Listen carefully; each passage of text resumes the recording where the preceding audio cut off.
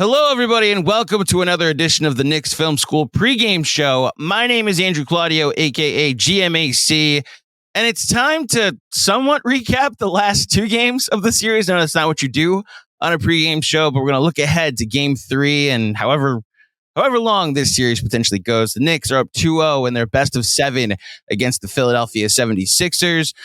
Some controversy surrounding the end of Game 2 from one perspective.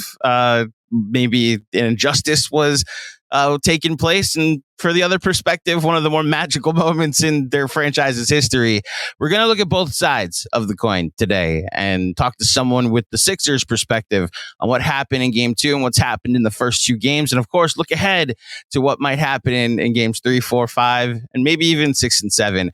And joining me to do so, a returning guest here on the Knicks Film School pregame show, from the Rights to Ricky Sanchez, all the great work that they do over there covering the Sixers, the only Sixers podcast. Didn't realize it's like Ohio State. It's the Sixers podcast. Mr. Daniel Olinger. Daniel, welcome back, and how are you?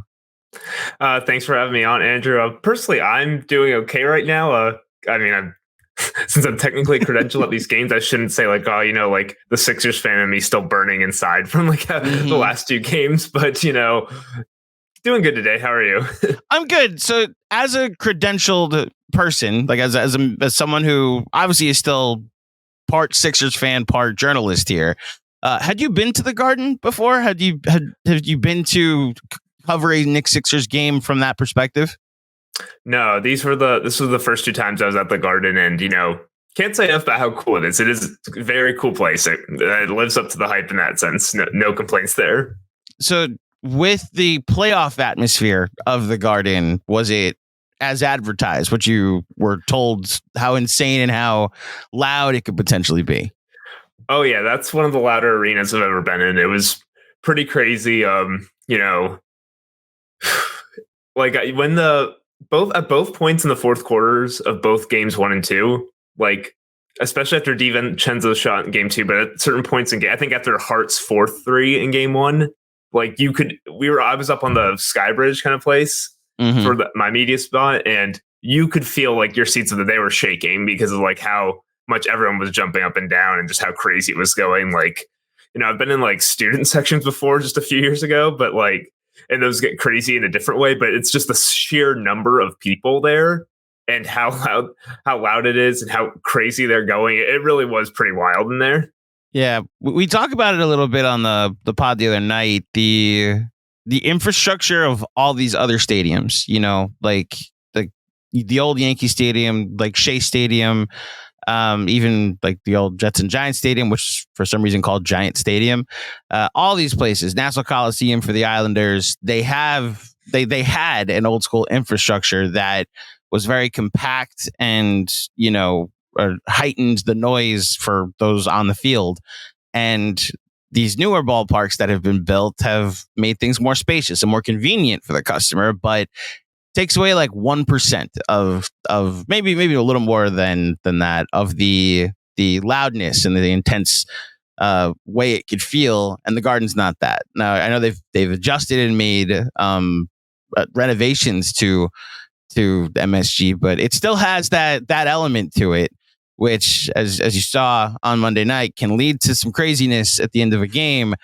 So let's just kind of get into it. I know there are two very different versions from both of us of how the game went on Monday night and how specifically the last minute went. Here's where I'll start. From a Sixers perspective, where's the blame being pointed at? Is it the officials? Is it at the Sixers? Is it at the Knicks? Where is the biggest frustration for the 2-0 deficit right now?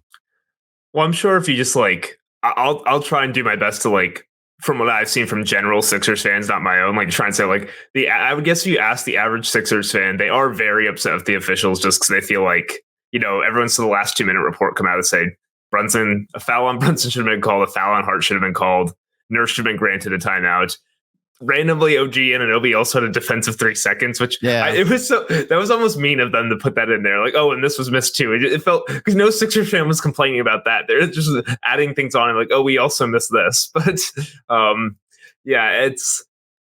would say they're pretty upset about that. It's just to them, it feels like. I mean, it's just the same feeling. I'm sure, like, if it had happened to the Knicks, you would probably feel the same way. It's like, in a way, if you're a fan of the Sixers, it feels like a game got stolen from you, either by just being very unlucky or by being like a referee didn't make a call that you really thought should have been made. But if you want to get past that, because I mean, that's just been all the talk the last few days. There's definitely a lot of people are not very happy with like just. Everyone on the Sixers not named Joel Embiid or Tyrese Maxey, where if you're talking outside of the officiating in game 2, I would say the biggest, like the thing that's really separated and like helped the Knicks squeak out these 2 close wins is that just the depth of the Knicks has been so much better than the Sixers. Just every time someone who isn't Embiid or Maxey scores the ball for the Sixers, it feels like a miracle. Like, oh my gosh, they actually got something from someone, versus every time a player in the Knicks catches the ball, no matter who it is, you feel like they can do something really helpful with it. Just their 8 deep has been really impressive versus, like, I mean, you could tell me, have you been afraid of anyone on this team not named Maxey or Embiid? Like, Tobias has a few corner threes, but every time he tries to dribble inside the arc, it's not gone great. Batum and Lowry make a ton of really smart plays, but they're still like older guys who are not like creating too many shots for themselves. Melton's injury is like, that was the news today, is that Melton might be more available for game 3, and that would help them a lot because just Melton's just a capable role player who could help them in some of these areas. Oubre's been big on defense, but offensively, just his whole thing all year is he's the rim pressure king, and the Knicks are just too athletic, too physical around the rim for Oubre to really. He's been able to impose his will against some teams, and he cannot do that against the Knicks on offense right now. So he's been taken out offensively.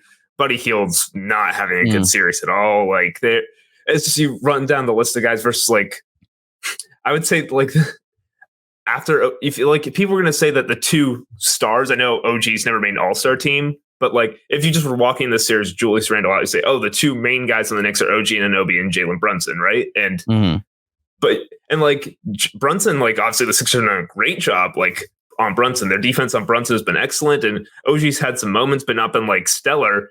But the other 6 guys on the Knicks, I think, have all played very well, like all 6 of them. But I think to your point, if you were to do I think you wrote about this in your article yesterday.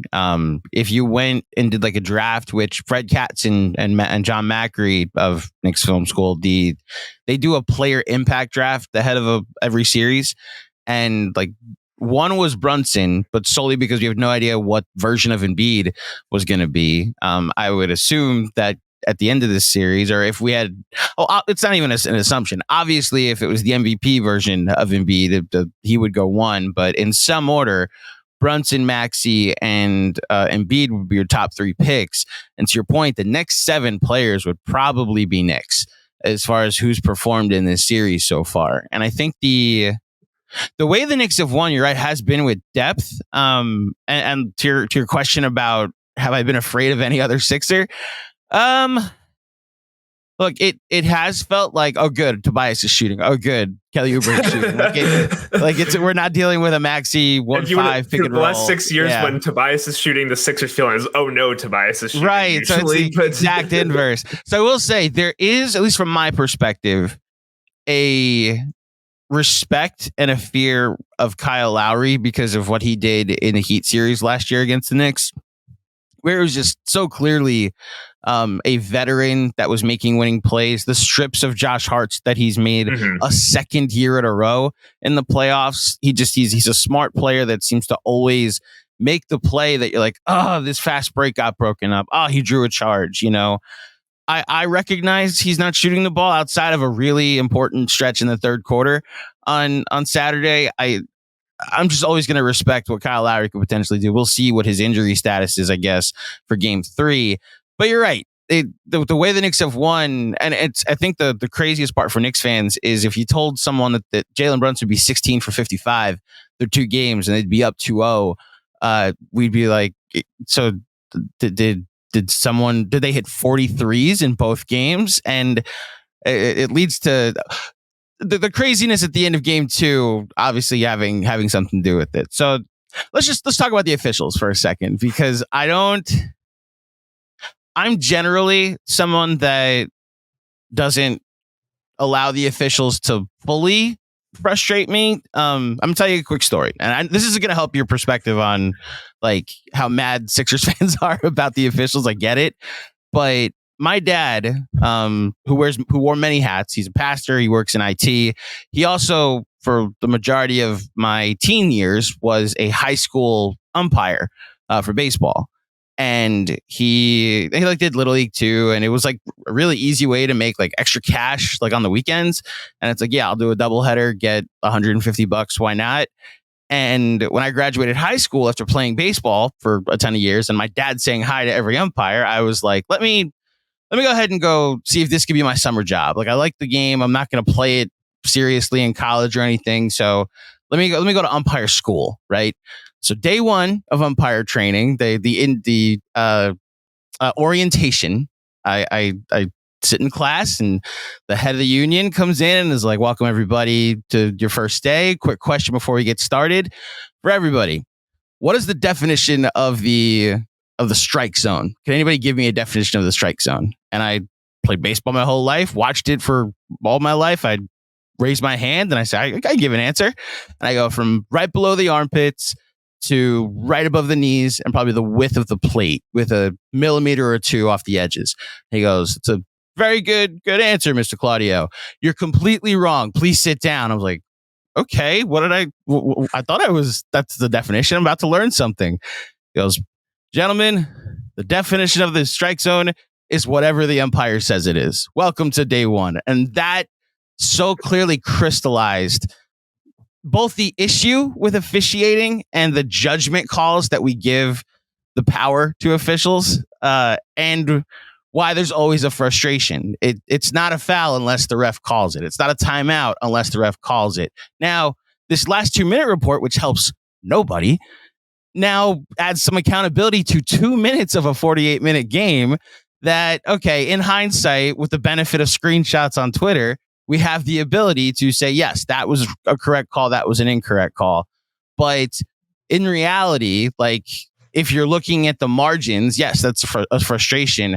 I was personally like, I'm always like, swallow the whistle when you can. And I think that for most of the fourth quarter, like, but shout out to Talking Knicks, his Twitter account that put out a video of like Brunson's jersey getting grabbed on inbounds throughout the entire fourth and the entire third. And it's just like, oh, it was a physical playoff game. They were letting that go.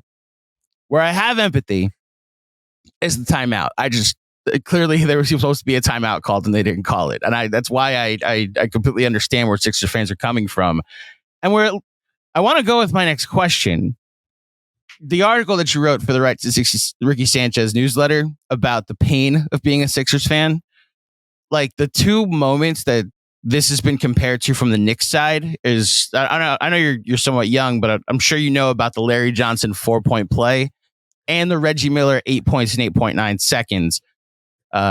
You could argue, and Pacers fans have argued, that Larry Johnson's 4-point play was A, a phantom foul, and B, happened before the shot. So it shouldn't have even been a 4-point play. It should have just been 3 free throws, if anything, or 2 free throws, if anything.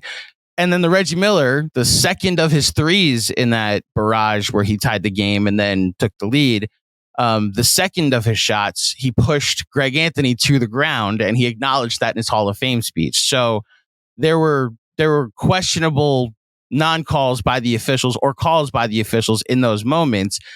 And, you know, the teams, both the Knicks and then the Pacers, benefited from each of those. Where I then go to you and ask about the pain of being a Sixers fan is, so if you could just allude to, I'll plug the article and put it in the description of this episode, but is there a sense, if you could speak to, I'm not going to say is there, you speak to a sense of like, oh, this is what happens to the Sixers. Like, this is just, at the end of the day, what's going to happen to our franchise. That's the universal feeling that this franchise just like, this loss was not just like, as a rarity was it, as it felt for Knicks fans that it happens for us. This was a comfortable feeling from what I get, that this happens against us as a Sixers fan, right? Well, all you need to know is that like, that's about as painful of a way as you can lose a basketball game. And I don't know if it's one of the 5 most painful losses like Sixer fans have watched in like the last 5-6 years. Just, every loss in the Hawks series, specifically the last two, were brutal. Celtics game 6 last year, the Kawhi. And again, you had the callbacks with Brunson getting that bounce on his shot to Kawhi's bounce all those years ago. Mm-hmm. And it was like a combination of everything that just like, it's the sense that like, whether it is officiating, whether it is bounces on the shots, whether it is Josh Hart goes 81 games out hitting 4 threes a single game, and he's hit the Sixers. Like, part of the reason Brunson's been like having troubles, Sixers keep showing that early nail help, keep trying to have that third guy ready, and it's really bothered Jalen Brunson. Like, they are doing a great job defending him. They have been really great at that.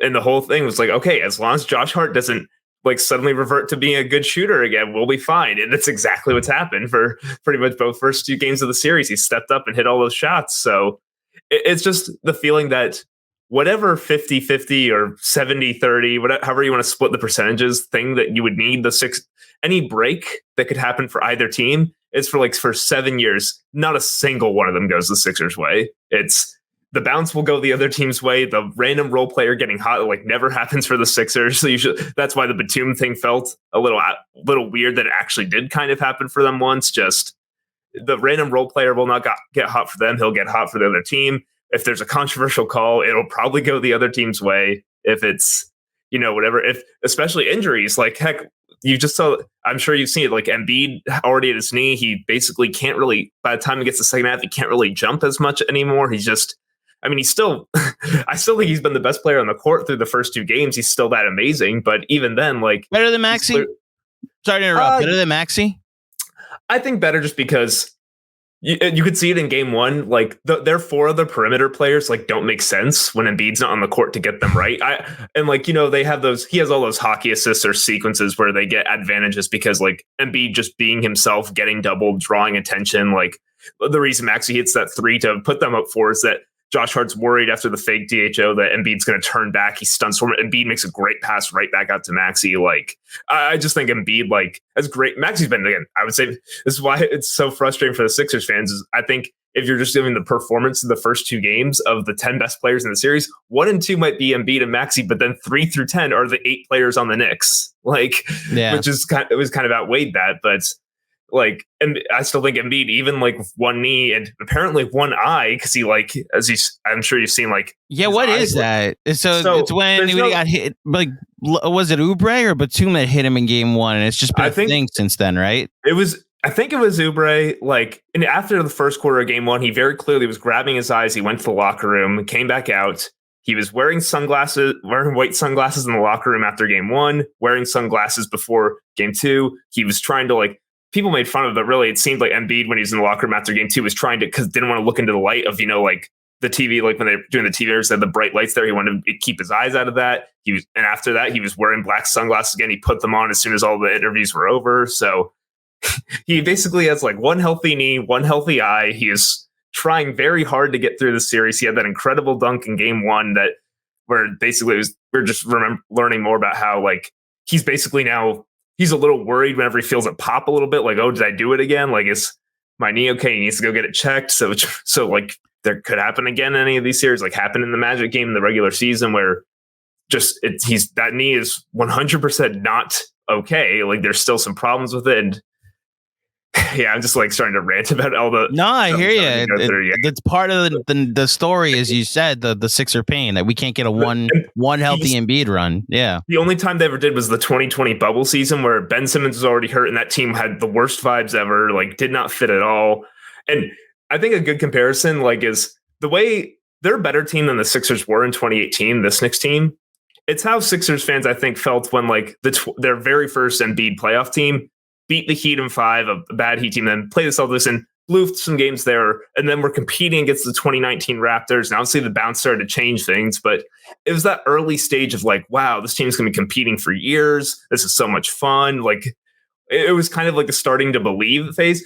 And then ever since that Hawks series where everyone's kind of been scarred since then. I remember one of my friends saying I've never viewed the team the same way ever again after that, that game 7, the Hawks series, just, it's kind of you looking back at it mirror where it's the Knicks, you can see Knicks fans you can speak to this. I'm sure it's probably one of your favorite Knicks teams ever, at least, or at least the last 30 years. It's pretty hard to find a Knicks team that's been as fun as them or as good as them. And the Sixers versus the Sixers fan is just like, it's year 7 of this, where it's the same story of every single break, whether it's officiating, whether it's injury luck, whether it's shooting variants from role players, whether it's Embiid's, like even now they finally have a co-star for Embiid who seemingly is rising to meet the moment, but just meant the other like 7 players they're playing aren't rising to meet the moment. It hasn't been enough. Just whatever break needs to go against the Sixers for them to not win a playoff series against a good team, which this Knicks, like everyone said, like if the Sixers win, this will be the best team they've ever beaten in the playoffs. Really? Before this is the 2022 Raptors with the Scotty Barnes rookie year, Pascal Siakam, Fred VanVleet team, which was okay. Like again, they can beat bad teams in the playoffs easy. Like there's a reason they always make the second round. Usually, is that they usually get like a bad 6 seed and they stomp them. Like that. That's not the problem. And the problem is once they face a good team in the final 8, they run into some issues. But yeah, it's just the sense that whatever break needs to go against the Sixers for them to not win a series, it will go against the Sixers.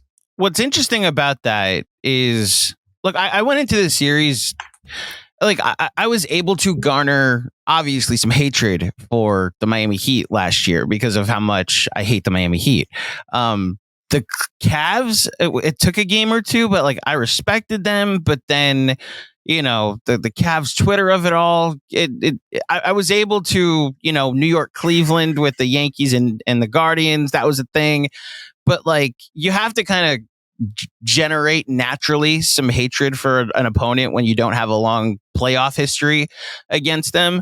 And I couldn't understand why, like there are Philly rivalries all over the New York Philly sports scene, and like Giants Eagles is a thing. Like, geez, Mets Phillies, I'm a Mets fan, and like if you gave me 2 choices, the Knicks win this series or light Chase Utley on fire, I would be all right. Enjoy the second round, Daniel. Like I'd be totally fine I know what my choice would be right now. And yeah, for the Sixers, I just like didn't have any animosity toward them. And reading your article, and Knicks fans, I just highly recommend it.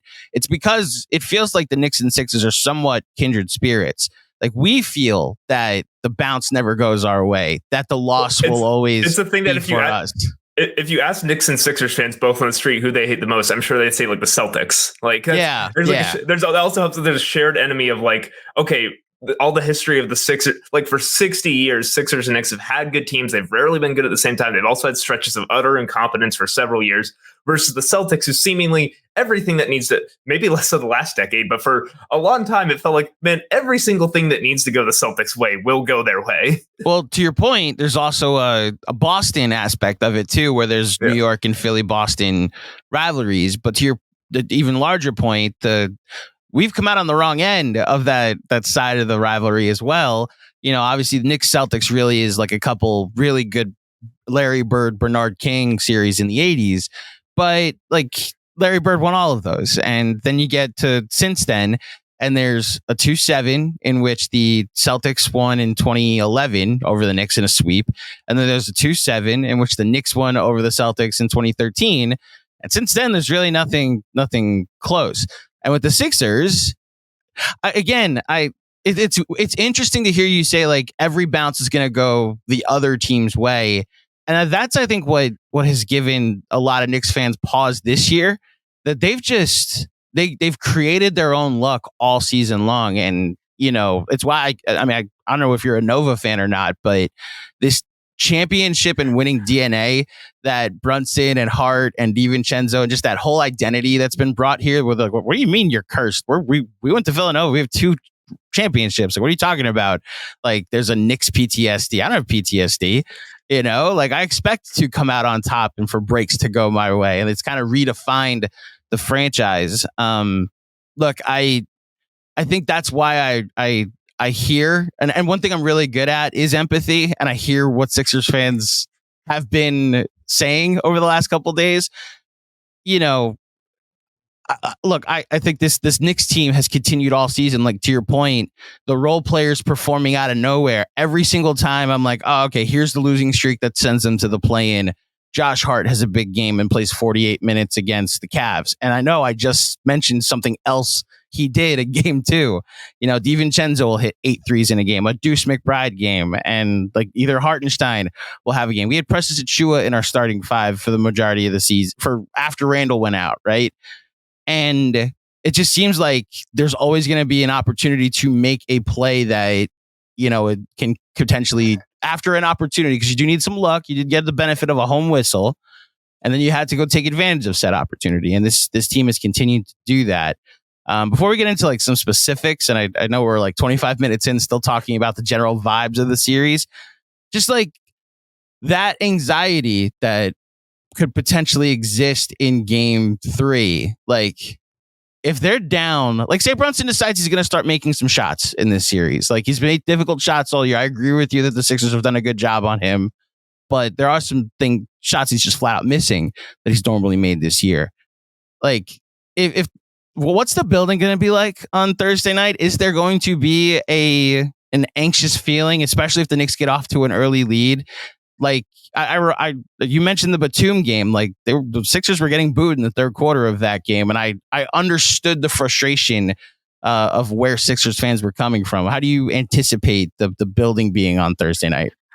Well, the first thing I'd say is I feel bad for the 3 referees in that game because they won't be the same 3 referees, but they will get, oh my gosh, all of it. Yeah, it won't be their fault at all. There'll be probably 3 different guys entirely, but like I can't imagine every like iffy call that goes against the Sixers will just be like people will be furious. Like so that's the main thing. But yeah, no, there's a definite anxiety. Although it's not even like Knicks specific. It's just there have been regular season games against like, I don't know, like the Pacers or something like that, where the Sixers crowd is anxious just because it's like, I mean, Philly fans they're pretty passionate too.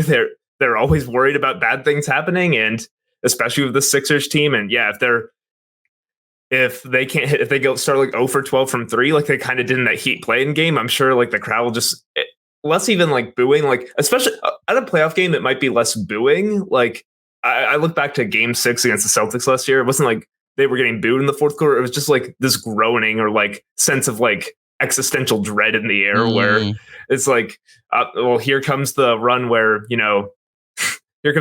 our open role players have been hitting threes all series, and now they are going to miss their next 15 threes they take. And that's the game. It just, I definitely think that could play a part into it. So, and I'll be curious how many Knicks fans are there. I know they traveled very well for the 2 games during the regular season. Well, should be a pretty packed place. I'm sure the atmosphere there will be pretty good too. So, yeah, I do think there's a chance of existential dread. It could also be that, say, the Sixers, like, we've seen there's been game 3s in the NBA before where a team's down 2-0 and then like beats the crap out of the higher seed in game 3 because they're amped up, their crowd's amped up, a few whistles go their way, their team is ready to play, the other team, and like they start hitting a bunch of threes and suddenly it's an avalanche. Like I could also see that happening where Sixers fans are very angry about game 2. Their team plays well in game 3 and suddenly like it's a beatdown and like the crowd's going crazy. Like both outcomes are possible. Yeah. And I think from a Knicks perspective, what I sense from the majority of Knicks fans, there are a few that still view it as and I think I fall somewhere in the middle of this, that still view beating this Sixers team as like a Herculean task that you never, what Embiid and Maxey have done through 2 games, how they've defended Brunson as a team, sets up the Sixers as an opponent that you're really going to have to step on their throat, which is why I think if the Knicks get off to a good start, which just has not happened yet in both of these first 2 games, the Sixers are the team that's gotten off to the good start and the Knicks have played from behind. If it's the inverse in game 3, I do wonder if, I mean, it's why the Brunson angle, we can just kind of go to that first, is I think so important for this game 3. Because again, if you told me before the series, Brunson would be shooting under like 30% for the series, or at least have an effective field goal percentage under 30%, and they'd be up 2-0, I'd have called you crazy. The Melton return, I don't think the Sixers would put him on Melton, but like the way that the Sixers are defending him, it's basically like Embiid and drop, make sure he can't get to his left, throw a lot of length at him. They've clearly scouted, and like kudos to Nurse and his staff that have just studied his release point and all the different herky-jerky things that he likes to do to get shots off. And I think it's gotten Brunson in his head a little bit make like trying to get shots off when like more correct plays are available. Do you foresee any changes to that? Because that I think is the weird part about these first 2 games is the stopping Brunson part has worked. It just hasn't led to wins. Do you foresee them adjusting anything and trying to take away other role players, or do you think they're just kind of going to go with the same game plan in Game 3?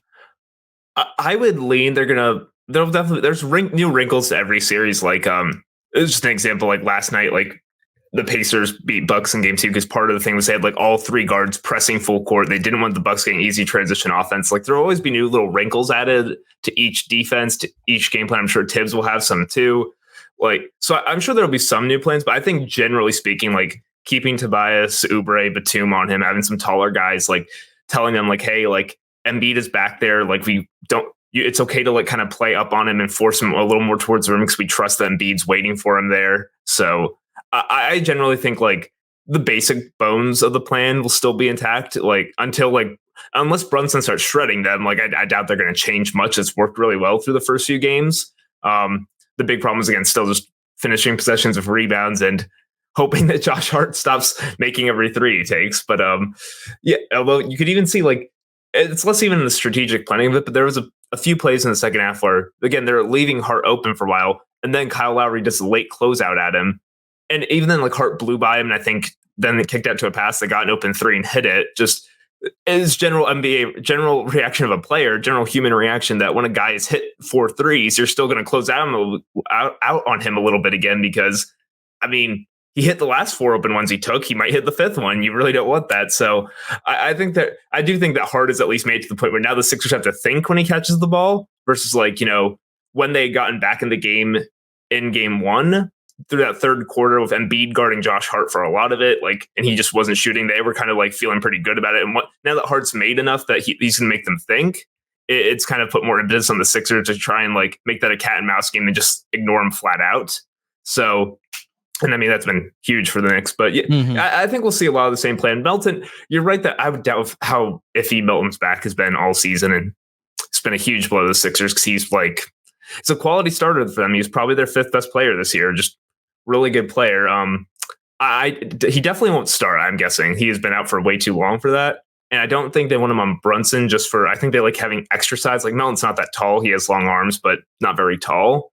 I think Melton would be more of a, hey, can you get Dante off his game?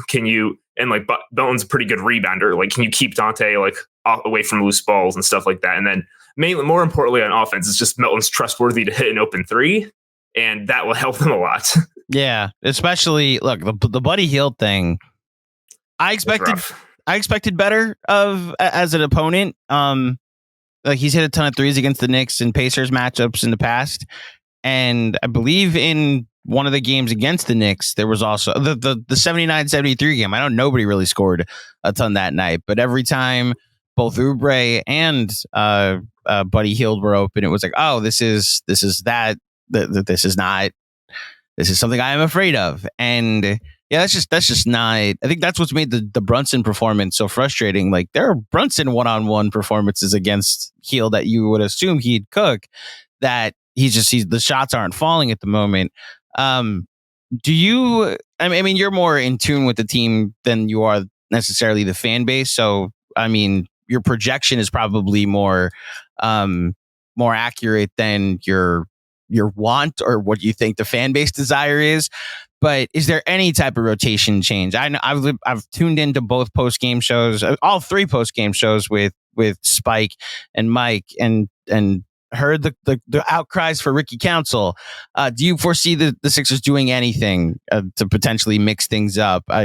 Again, it's tough because the game plan has largely worked. The adjustment of like benching a Buddy Hield or whomever it might be, maybe extreme, but where do you foresee that potentially going? Yeah, I mean, I understand everyone wanting Ricky Council. He's very fun.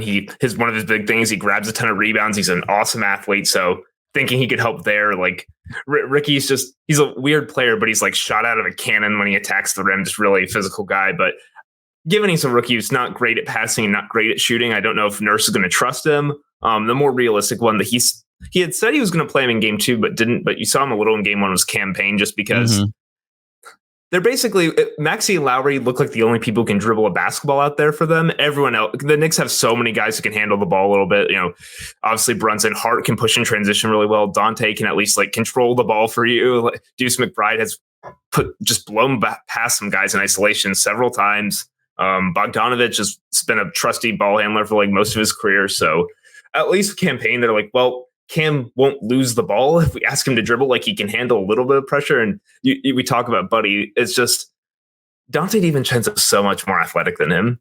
Mm-hmm. And you can see it where he is just getting up into his grill. Like, I'm sure there's probably plenty of Sixers fans saying, hey, like, arm on the chest, arm on the hip. Can we get a foul call here? Stuff like that. And I mean, I understand wanting to complain for it, but it's wanting to complain for it. But also it's like, it's 2-0. The series is 2-0. Like just asking, like, man, I wish we get calls there. It doesn't change anything. Is the problem? Like as much as you want it to change, like all it does is again, it's like the last 2-minute report. It's just more reasons for you to be upset, but nothing is materially changed. But so like that's a big problem. This Buddy is.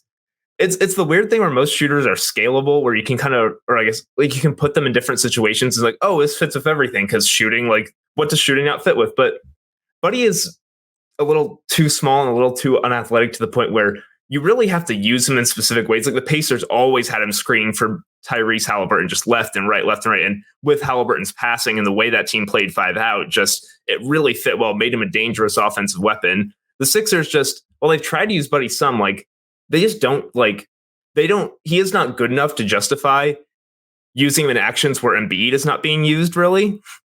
And because of that, he's just standing off the side. And Buddy's not really as helpful as just a spot up open 3-point shooter. Because if you're athletic enough and get out on him, kind of run him off the line, he's not really that much of a threat. Yeah. So, and then when they get up into him, just like I said, Dante, again, it's jarring how much more athletic like guys like Dante and Deuce look than everyone on the Sixers who isn't Embiid or Maxey. They look so much quicker and faster than them.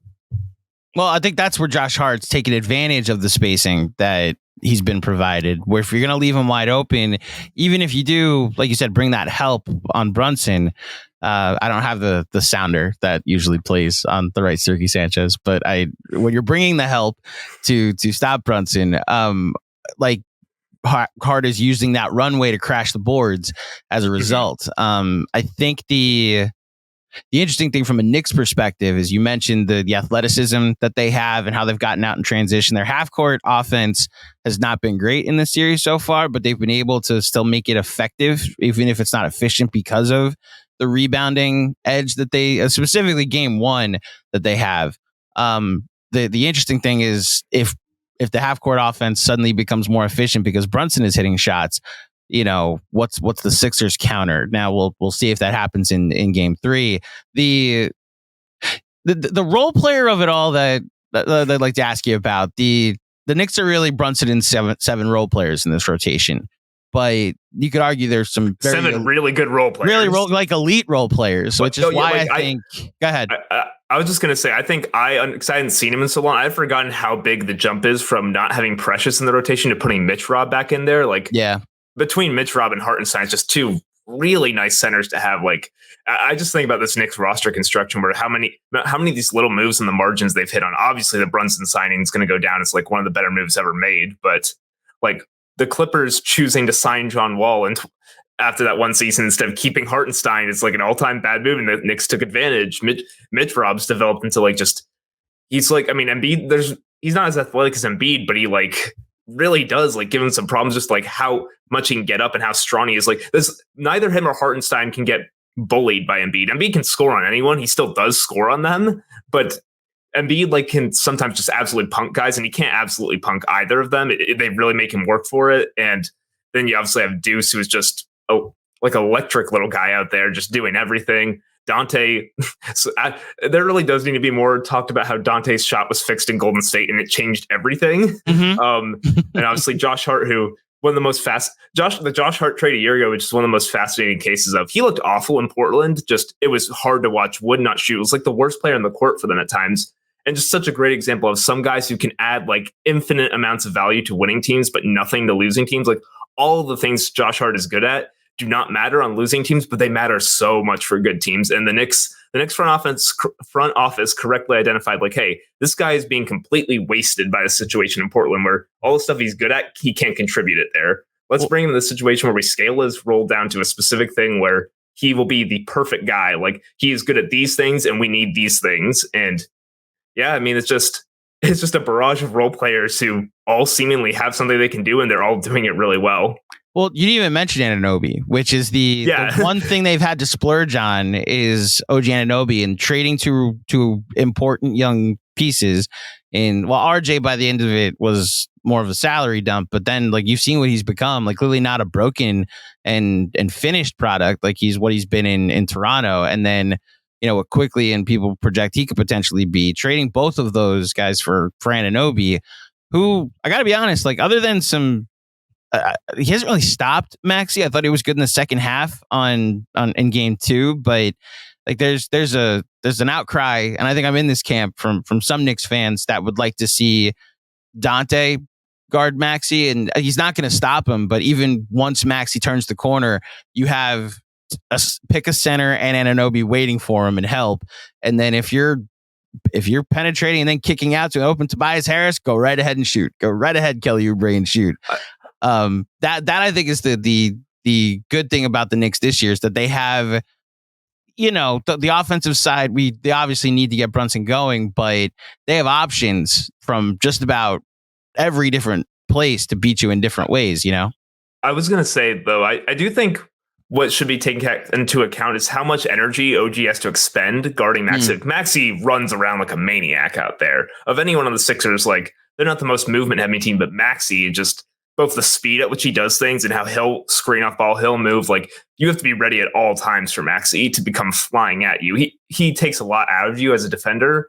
And I think the fact that Dante and Josh Hart, who obviously aren't like playing, they're not like chilling on defense. Obviously they play like maniacs, but the fact that they don't have to like kill themselves on that end versus guarding like Sixers role players who aren't doing that much probably frees them up to be as crash the glass as much as they do on offense, to make as many big shots, to do as many great things that they've done on that end. So I again, it's like I don't think you can blame anything Hartenstein or Robinson have done on Embiid. They've been guarding him great. It's just that sometimes Embiid, like you bump him and he's able to hit a falling down like 18-footer to the baseline. Like the dude's really good. Same for Maxey. And I think it's the frustrating thing for Sixers fans is both of their stars have stepped up. Like Embiid has clearly like at 50% of his health and has still been pretty great. Maxey like was dominant in that fourth quarter and has really taken over for stretches. And, every playoffs almost turns into a slander fest for whichever team's stars lose.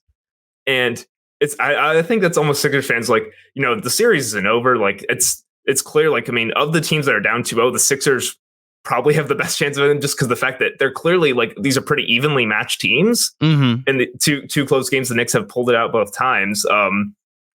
But it's the sense that like, oh man, they can't imagine all the hate Embiid's and Maxey are going to get, especially Embiid, like from certain people if like they lose. And it's like, they've stepped up. They've both been very good. It's that like, can the rest of the team around them, does the rest of the team around them want to help them out a little bit?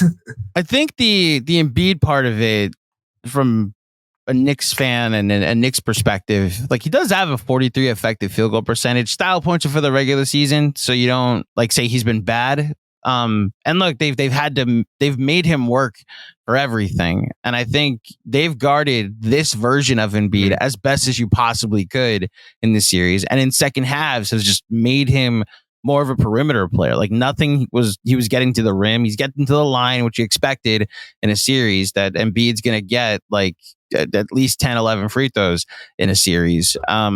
I think the Knicks have actually done as good a job as possible with Embiid, and he's still averaging like 31 and change in the series. I think look, this really comes down to do you foresee maybe not Nick Batum hitting a bunch of threes like he did in the play-in, but being back home for game 3 with the benefit of what I will project to be a friendly home whistle for the Philadelphia 76ers.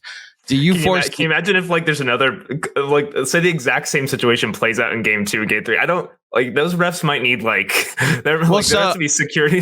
I'll project the other way. Like if If a similar situation happens, like the exact same thing, Nurse will get a timeout, the Knicks will get a technical foul, Josh Hart will be ejected. Like I'll predict the other way will happen. I know that like it's been made a joke of the Daryl Morey grievance, but that's part of the politics that you have to play. Like I agree with Spike. I thought it was kind of loser energy filing the grievance. I thought it was loser energy when he did it with the Rockets, but that was also a 2-0 series that then became 2-2 after 4 games. And the Rockets got the benefit of the calls when they got back to Houston over games 3 and games 4.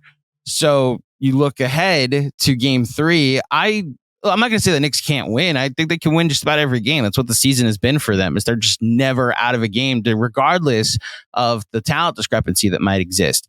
What scares me as a Knicks fan is I don't think they're going to, obviously they're not supposed to have the home whistle anymore. And some role players might get going. Who's the role player that you think might get going for, if you had to project anyone that you maybe not like think will get going, but you have confidence like could get going in this series with now the benefit of being back home? Like maybe this is part of the problem with the Sixers. I'm not thinking of any guy who's going to like score a lot. Like the only one of their role players who's like I think is a threat to score 20, say, is Oubre. Basically, if Oubre is again, if like you said, if the whistle changes a little bit, or if Oubre, some of his mid rangers start to fall, he hits a few threes early. Like maybe Oubre's really the one who is like liable to be a scoring threat. So he's probably the one I would have to go with. I think it's more just again like the Sixers are looking for even more like Lowry Batum, like basketball genius plays where they make these little winning plays and it just continues to feed the Maxey and Embiid machine.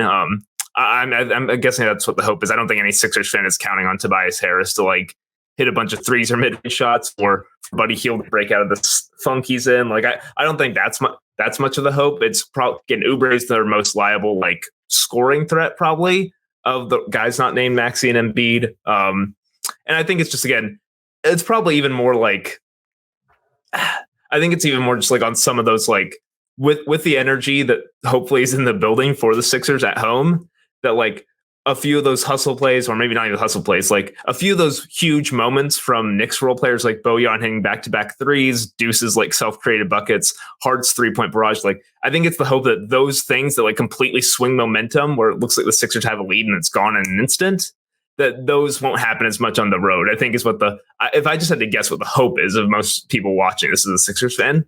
So if I've alluded to it a couple times, if a good Brunson game happens, like is there any worry that like we stopped him for 2 games now, like that we got what we needed, like we're not always going to be able to stop that? Like is there any worry that how are we going to now beat the Knicks if the role players are performing and their MVP candidate gets it going? I mean, it's definitely like, it would be, if Jalen Brunson scores 30, it's obviously like a harder game for the Sixers to win. But I don't think anyone's, unless like Brunson has like a 50-point barrage or like an explosion game, like, I don't think any Sixers fan is looking at like, oh man, if Brunson gets going, we're completely done. Like I'm sure like he's still the number one point of their scouting report as a team, like trying to take it away. But I don't think it's like, I don't think it's a thing where they're so worried about Brunson to the point of, oh my gosh, if he gets going, it's just impossible I don't think the Sixers themselves and the fans themselves believe the gap between these two teams is so wide that a good Brunson game is impossible for the Sixers to overcome. The same way as you saw in the first 2 games, good Maxey and Embiid games are not a gap that's impossible for the Knicks to overcome at all. Like that's kind of the thing where these teams are close enough. These teams are close enough that the stars alone can't determine how the game comes out. Which is the craziest thing about how this series has played out so far is you spend all of playing week, and then once it's the Sixers the next couple days, trying to figure out like where the margins are going to be. And there are certain things you consider guarantees that you go into a series. Well, at least we can count on this. I think that it's what's why this series so far with Brunson has been so fascinating. Like when we were getting ready for the Hawks series in 2021, the caveat of every piece of analysis that we gave was like, well, we know Julius will get it going. Like we know Julius will be able to still get his points and do his thing. But can we get something from RJ? Can we get something from Derrick Rose? Like how much can we get from Derrick Rose at this age? Can the bench get going? This team's very young. And then Julius has like one of the worst series in NBA history. And it was like, oh, so that's like nothing else matters after that. And it's why the inverse of Brunson struggling hitting shots his first 2 games and the job that the Sixers have done forcing him to struggle to hit those shots. Still being able to win has now been like, oh, so like, where do we go from here other than just Brunson start hitting shots and potentially make it like the fact that it's not just like 2 good Embiid and Maxey games and 2 bad Brunson games. Like those 3 things happen should have spelled the Hawks series all over again, you know? Yeah, although it is important that like Brunson's been not his best, but like I think he still had good moments. He still made big plays. He's still been okay. Versus Randle was like, oh my gosh, like is he the worst player on the court right now? Like by game 2, it was very clear. Oh, he's just like, well, really it was game 3 when it was like, okay, which is why the Brunson performance in game 3 will tell me a lot about where he goes from here. By game 3, it was very clear Randle's still trying to get himself going. That was also his first trip to the playoffs.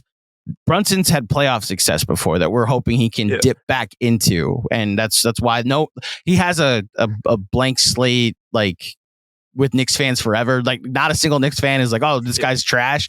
It's very much like, all right, good time to get it going, JB. Like they've carried you through 2 games, you know. Yeah, it's just generally like Brunson. Yeah, Brunson has not been has hit as many tough shots as Knicks fans might want, but like he's still been like. I would still say he's been a net positive for the Knicks on the court when he's out there versus the Julius plays where it's compared to 2021 Randle. Yes, I agree. I will ask this. I mean, if I want to turn on you, because you know way better than me. I've seen, because, there are some national people who will suggest like, hey, it's kind of weird how, it's interesting that the Knicks don't seem to miss Randle that much right now. I don't know how are Knicks fans feeling about that. It was just like considering that Randle was really bad 2 years ago. I mean, obviously they won a series last year, but he wasn't great through the playoffs that last year either. Is there a sense of like it might have been a blessing in disguise that Randle isn't playing, or is it just like no, he's still a star of this team? Like that's not fair to him. This is me just asking like how. No, I get it. Yeah, I would say the 48 Josh Hart minutes that you're getting, if that's 25 and he's a spark off the bench. And you have a 2-time All-NBA, 3-time All-Star on the other side of Brunson. Like they're not able to load up and completely game plan against Brunson if you have someone else that commands gravity. I think they're in the minority, but there are Knicks fans that are like, yes, we're better without Randle. Look at all the other different things. And, the way that this team 1 through 8 has been able to contribute, where it would just be 2 guys potentially performing, and you'd have to guarantee that Brunson and Randle have to play the end of the game. Look, specifically to this matchup, if you're telling me that like it's this version of Tobias, this version of Batum, and whomever guarding Julius Randle playing bully ball in a series where they're swallowing the whistle, I would absolutely like that version of Julius Randle on the court at the moment, especially the January version of this team that was just punking teams for the 14 games that they were together. There is I think there is a nuanced conversation for team building where it's like, well, the good Josh Hart, like the Knicks being able to get out in transition and take advantage of a Sixers team that's not as athletic, the opportunity that a Deuce McBride or a Dante DiVincenzo have for getting more shots up. I think Randle was finding guys on as an offensive hub a lot more. Like every account from people you talk to was that he had really bought in to the version of this team that had been built after the Anunoby trade. And, that's a plus. I personally think this series would be not as close with the version of the Embiid that exists. Like I'm counting, I'm saying if he was this hurt and the Knicks had a healthy Randle, I would be much more comfortable, because I think Brunson would just flat out be better, because the Sixers wouldn't be able to game plan the way that they are, of cutting off the head of a snake, dedicating their entire game plan against stopping Jalen Brunson, because you also then have to stop Julius Randle. I actually think they would try to stop Julius Randle, which would then create some catch and shoot opportunities for Brunson, I do think they would still lean toward Brunson, and especially like you said, Batum has been their perimeter stopper all year. Batum's just a very good defender, very smart, he really does a good job of body position. Like they trust him on like small point guards a lot, and he holds up pretty well. And you have guys like I'm pretty sure if it was Randle, I know that everyone has complaints to Tobias, but you saw him do an okay job defending Brunson one-on-one. His biggest problem is screen navigation. They would probably have him on Randle a lot just because, like, physically, he is strong. Mm-hmm. I do think offensively, I definitely hear what you're saying. Like, Randle's passing had been better this year. Just like offensively, I think Randle would help them for sure. Like, I totally agree there. I do think there's something to, if I was just like from what I've seen in all Sixers Knicks games and watching the Knicks this past year, I do think the one thing, if you were trying to make a case that they would be a little worse off at Randle, is like on defense, Randle has some really bad lapses off ball. He does. Yes. And just really bad. And it's because the thing that, it's a sense that the Sixers can't get a single easy thing on offense. It's like, man, everything is like such a battle right now to get, like, Embiid and Maxey have to be such superheroes on each possession for us to score. And I think it's a sense that maybe if Randle makes a few gaffes out there, it gives those role players some easier chances to score that could really help them out, just ease the pressure a bit, versus like this team of like, where it's like these 5 locked in bulldogs on defense for the Knicks, where it's like, man, it's like every single thing is a battle for Maxey and Embiid out there right now, versus maybe they get a little more. I could be wrong, but like that's at least, no, it's a fair theory. Yeah, it's a fair theory, and I think that is, if you're in the camp of better off without Julius, that's been the conversation, that they're better overall defensively. You have other guys with other opportunities to step up, and they have, where you get a bad Brunson game and 2 through 8 carry you to a victory. I like the matchup if it's Julius off ball guarding Tobias Harris or Kelly Oubre, who have struggled in this series, and then him playing bully ball, getting downhill. And that, I think, is the other factor. Embiid at the rim, the few times the Knicks were able to get to the rim, I thought they were actually taking good shots and taking going at him. I thought this version of Embiid, I think, and they'd have that with Randle potentially on a hobbled Embiid, you know? That's a great point, just because Embiid, like, he still had good moments of rim protection because he's so big and he's really smart about his positioning that he can still just take away shots, force you into float. Like a lot of those Jalen Brunson short floaters that are missing is because Embiid like loves to just like step towards you and like, dare you? Do you want to come at me? And he's pretty big, so a lot of people don't. But we've seen, like, when Embiid was healthy before the knee injury, there were so many cases of him just like destroying shots at the rim early in the season, and he like can't get up right now. So I do think, like I said, I think offensively you're 100% right that like Randle just like being able to pressure the rim, and he could probably, and with Embiid not being able to get up very much, that'd probably be a huge boost to them. So I pretty much agree with you there. And I'm sure, again, it's going back to where we started, just every Sixers fan, like, man, they looked so good when Embiid was healthy this year. They were 29-13. They not only were winning games with Embiid, they beat the Timberwolves with Embiid. They beat the Celtics. They beat the Thunder. They beat the Nuggets. And like they gave the Nuggets a lot of problems in that game. And it's a lot of frustration of like, man, what is it ever going to take to get Embiid healthy in the playoffs? Yeah. Look, the Randle, to close that loop, like the 2 playoff series he had last year, he was coming off of, from all accounts, he was not fully healthy because of the ankle injury. Julius is an absolute warrior, like playing through injury. And they largely used him as a decoy because like his gravity and the attention that he commands, and he was taking Bam Adebayo out of actions and out of the defensive game plan and taking him on the other, like really just bringing him away from Brunson. And then in the Cavs series, taking Evan Mobley to the other side to keep him away from Brunson and what the Knicks were doing.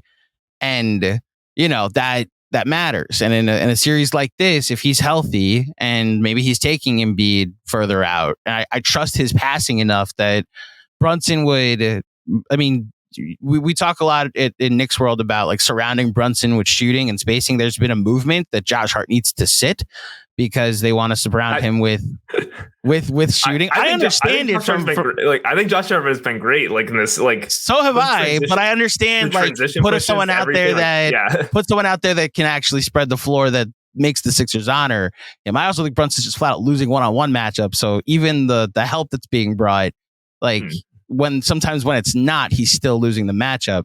But like imagine surrounding Randle with Anunoby or Deuce or Dante. Oh yeah, and Jalen Brunson, and you're like, oh, you're surrounding him with shooters too, and his passing ability makes it good. It's just to close that loop. I personally think the Knicks would be in much better shape if they had Julius, but I respect that they are also up 2-0, so they're in pretty good shape as is.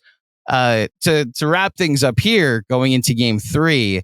Like, obviously, no Randle there. Obviously, this version of Embiid will be there. Like, where's your confidence level? Like, I know you said the series isn't over. I agree the series isn't over. A lot of bad historical precedent so far. I mean, they have to win 4 out of 5 if they against a team. And look, I don't even know if this number matters. By the way, they are 22-3 when Anunoby has played. He has not been the X factor in this series. They just do not lose when Anunoby plays. So they would lose 4 out of 5 after not losing 4 at all with Anunoby. Someone writing on a sacred text like thousands of years ago, the Knicks cannot lose games when OG Anunoby literally,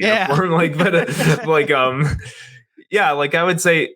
I mean, just basic math tells you that the Knicks, like most possible outcomes, say the Knicks will win the series at this point, just because it's hard to go 4-1 in the next 5 games. You're the Sixers. Like, that's just a difficult thing to do. Like, I think the Sixers are going to win Game 3 because I think it's pretty clear that these are close teams, and almost it's like I'm talking myself into it. Like, Game 3 might just be a close game, and you would have to think after, wow. Close game results are historically like pretty variable. Like, there is a thing to being clutch that is real, but it's also like, a lot of these things can be coin flip stuff, or like even less than coin flip stuff, that if it goes one team's way, it swings everything. Like, you'd have to think like maybe the close game swings to the Sixers this time, and now it's 2-1.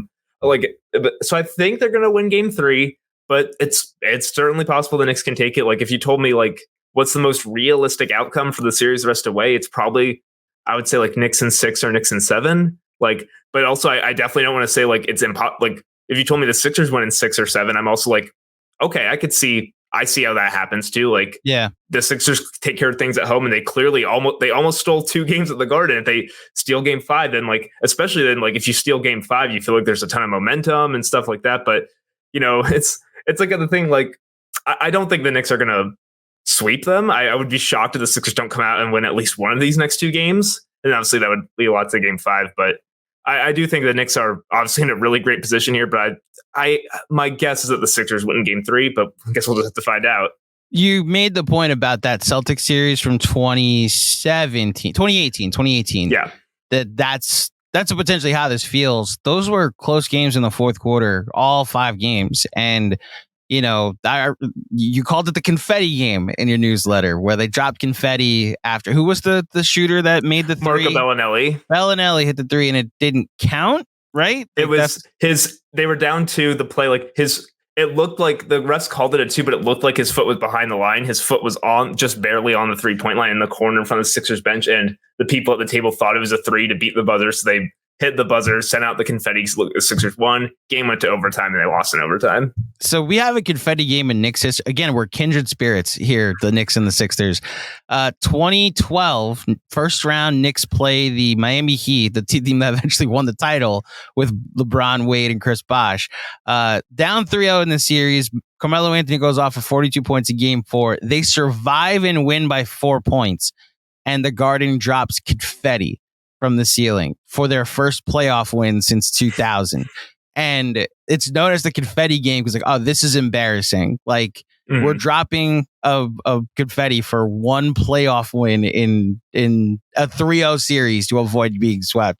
Obviously. And then again, that's where, looking at this matchup, I'm not going to say the Knicks can't win. Like you said, I think the margins, the things that you need to do at the end of a game, the Knicks have just flat out done those, and they've done that all season. Like, the big rebound, like, yes, getting the benefit of a call helps, but you then have to seize that opportunity, hitting the big 3, getting the big block, hitting the big free throws. Like, those are the things the Knicks have just done. Kyle Lowry's been amazing. He's probably been their 3rd best player, but him going 2 for 4 on free throws in the last 5 minutes swings the entire game there. If he goes 3 for 4 or 4 for 4, like, we're probably talking about a 1-1 series. Yeah. And I think that's where, from a Knicks perspective, that's where the Knicks fan confidence comes in, that regardless of the talent margins, that they're just flat out going to lose because they don't have a Tyrese Maxey or a second best player, and the Sixers have just flat out had a good game plan for Jalen Brunson.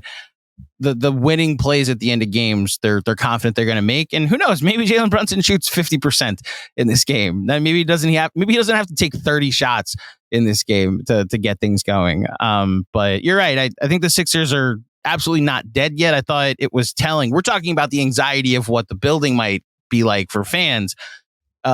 Tim Bontemps talking about his experience in the locker room, how that wasn't a team that felt gutted by that loss. It was more defiant. Like, really? They need that in order to win? Like, we're the better team. We're going to win this series. That would give me pause as a Knicks fan, you know? I think the Sixers are still very much remember like that 40-game stretch to start the season where when Embiid was right and they were rightfully being talked about as a title contender because they were lining teams up and mowing them down for a while. So yeah. I think there's still like that core of like, they know there's like, if they get this right, they have a very good team. Yeah. We'll see. We'll see how much Melton matters. We'll see how healthy Embiid is. We'll see what version of the Knicks shows up as well. I know it sucks being down 0-2. It's been an interesting and entertaining series so far, especially talking to some people out of market. They've enjoyed the Knicks Sixers series more than just about any other series. That even Lakers against the Nuggets, like that's one team completely owning the other. So you're just waiting to see how the Nuggets will come back and win, no matter what the lead is for the Lakers.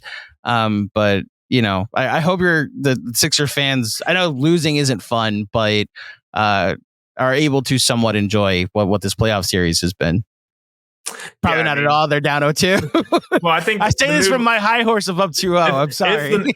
It's all going to depend on what happens in game 3. If the Sixers come out looking great in game 3, I'm sure you'll see a lot of Sixers fans who start to turn in confidence like, oh man, they stole game 2 from us. Like that was so unfair. And then we took it to game 3. We're going to do this. Or if they lose in game 3 and say it's like, I don't know, like the LeBron play from a year ago, like let's say Maxey goes up for lay, but then this head of Hartenstein making great block. This time he gets his hand and there's no call, I'm sure, and they lose game 3. I'm sure a Sixers fan will say like, clearly we're just destined to feel pain. Like it'll be, the mood will entirely depend on how that game goes. Yeah, we'll see. Daniel Olinger, thank you so much for joining me here on the Knicks Film School podcast. Before you get out of here, I've plugged the newsletter, but go ahead and plug anything else you'd like to before you leave.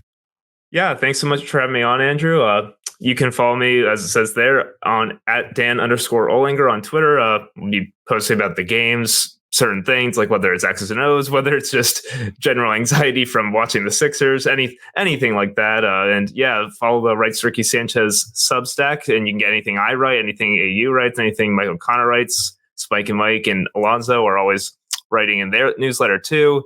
And you obviously, if you're a Knicks fan and that you beat the Sixers in game 3, there's been known for a lot of Knicks fans will show up in the Rice Turkey Sanchez live show afterwards to celebrate. So I guess it is your like government right to do that if the Knicks win game 3. So there you go.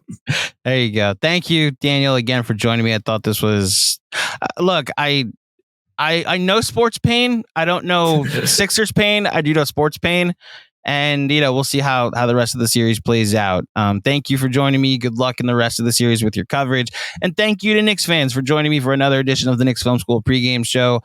I will be back. Well, first of all, if you dig the show, please head over to iTunes, drop a 5-star rating and a review. I don't think I'll be back with another pregame pod unless this goes 7. I'll do something before game 7, and then we'll preview. Obviously, sorry, Daniel. As a Knicks fan, I'm hoping this doesn't go 7 because that means that they will have lost 3 of the next 4. But what's more entertaining than a game 7 in the Garden?